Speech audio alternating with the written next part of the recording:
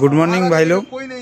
পরশু দিন একটা ঘটনা হচ্ছে কোম্পানিতে, ঠিক আছে। পরশু দিন মানে ওই রাত দুপুর 12টা নাগাদ আমরা ছিলাম না যদিও বা, তা আমাদের দাদা বয়সী একটা মানে আমার দাদার বন্ধু বান্ধবী হবে।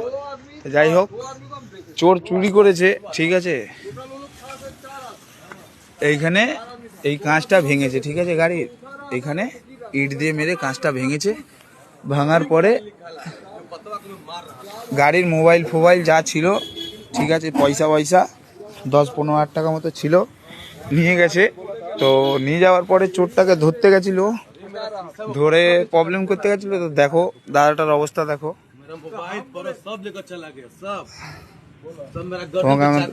ওই দাদাটাকে তোমাকে দেখাচ্ছি।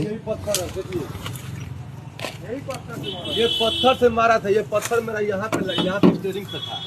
ये भैया है, देखिए इसका हाथ टूट गया और गर्दन पे देखिए चोर कैसे चाकू मारा था, ठीक है। सीसी कैमरा है, দাদার মানে চোর চাকু মেরেছে এমন ভাবে, আমরা ছিলাম না, ঠিক আছে। তো এখানে ক্যামেরা ফ্যামেরা আছে এই রাস্তায়, ঠিক আছে, ওখানে ক্যামেরা ফ্যামেরা লাগানো রয়েছে, দেখো কি হয়।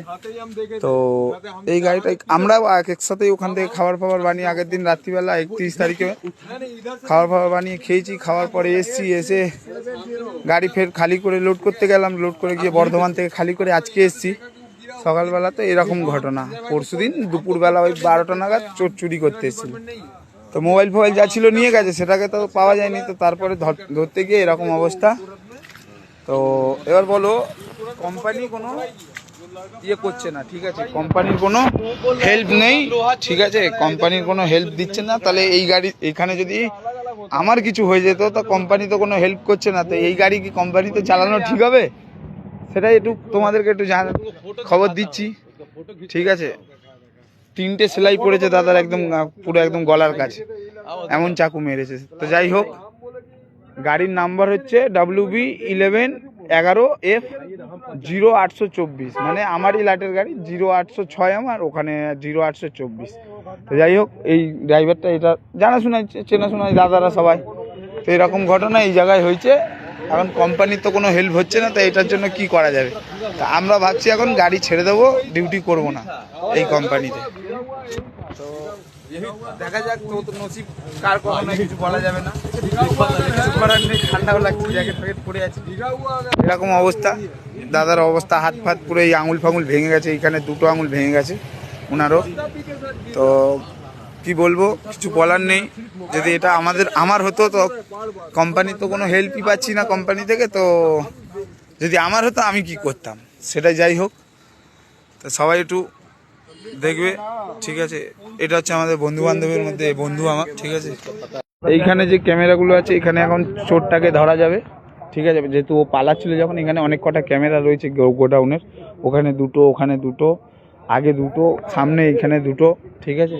তো এই হচ্ছে পার্কিং। এটা হচ্ছে খিদিরপুর পোর্টের এখানেই একটা মুখিয়া পার্কিং বলে জায়গাটা, এখানে এরকম গোডাউন ফোডাউন আছে। তো এইখানেই এরকম অবস্থা।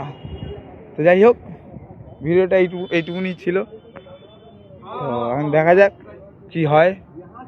কোম্পানিকে তো খবর করেছি, মানে অত বড় ইটটা দিয়ে মেরেছে, দেখো অত বড় ইটটা দিয়ে গাড়ির ইয়েটা ভেঙেছে, ঠিক আছে। তো এই দাদা এই গোডাউনেরই লোক, তো দেখেছে, এবার কি বলবে, পালিয়ে গেছে, ততক্ষণে আর কি করা যাবে। যাই হোক, এই হচ্ছে গাড়ি, কোম্পানিরই গাড়ি, চেনাশোনা দাদাদের মধ্যে। যাই হোক, এই পর্যন্ত ছিল। দেখো এখন কি হয়। যদি নসিবটা আমার হতো আমি কি করতাম সেটাই ভাবছি। তো আর কিছু বলার নেই, দেখো এখন কি হয়। কোম্পানিকে তো মেসেজ করেছি, ফোন করেছি, দেখো কি হবে না হবে খবর কিছু জানি না।